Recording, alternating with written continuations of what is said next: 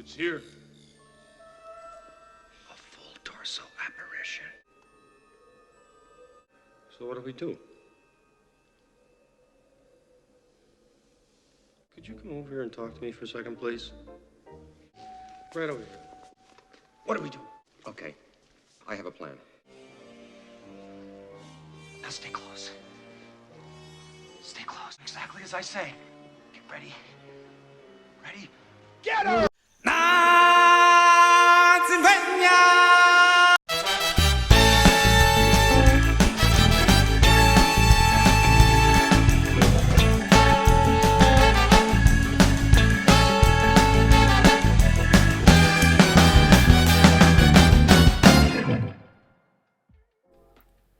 Here's a fun game.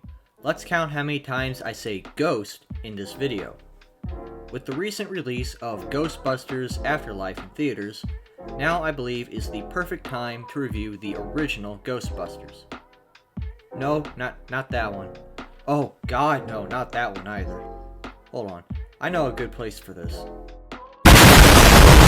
Ah yes, here's the one.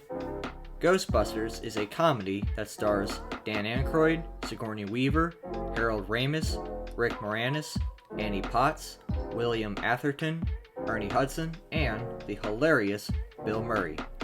The movie follows three goofy science professors who claim to be paranormal experts.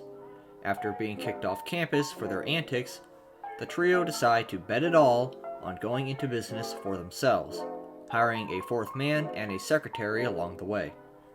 The timing could not have been more fortuitous, as New York City is soon thereafter overrun with ghosts, which raises the concern of the Environmental Protection Agency. Because that's something the EPA cares about now, I guess. One thing about this movie that I didn't notice as a kid but notice now as an adult is just how sexual this movie is.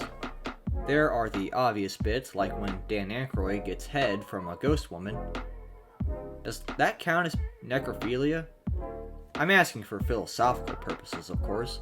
I guess not, because despite being dead, she doesn't have a physical body, so therefore it doesn't really fit the definition. So, what is it called when you want to with a ghost?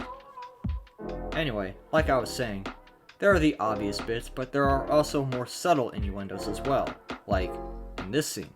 Got your stick? Oh! Heat him up! Make him hard! Ready! Are you the keymaster? You gotta try this pole! There are also so many moments when characters get covered with gooey substances. I wonder what that could represent. Heck, at the climax, the whole city gets covered with a white, sticky, viscous, material. I guess you could say that ghost busted something, am I right? Oh hey, I found it! Spectrophilia. That's what it's called when you want to get it on with a ghost. Ghost Stories has... No wait. Ghostbusters, not Ghost Stories. Ghost Stories is something else entirely. God, you are four of the ugliest fucking kids I've ever had the misfortune of laying my eyes on. I can't wait for this bitch to kill you. Ghostbusters also has some great special effects. Today, we are so used to everything being done with the computer, with CGI, but as this was the 1980s, the technology for that would not be available for almost another decade. The ghosts that appear in the movie had to be manually animated frame by frame, a process which could take up to 3 weeks to complete for just 1 second of footage.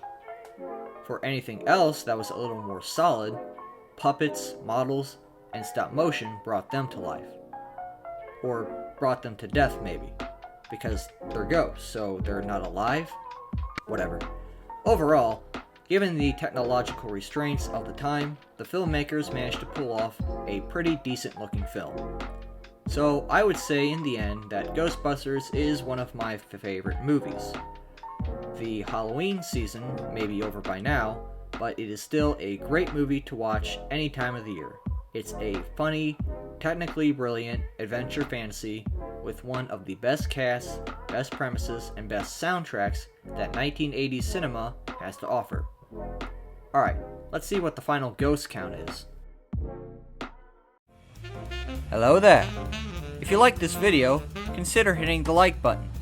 That's what it's for, and it's free! Also, subscribe if you haven't already. This is a small channel, and the algorithm doesn't do me any favors.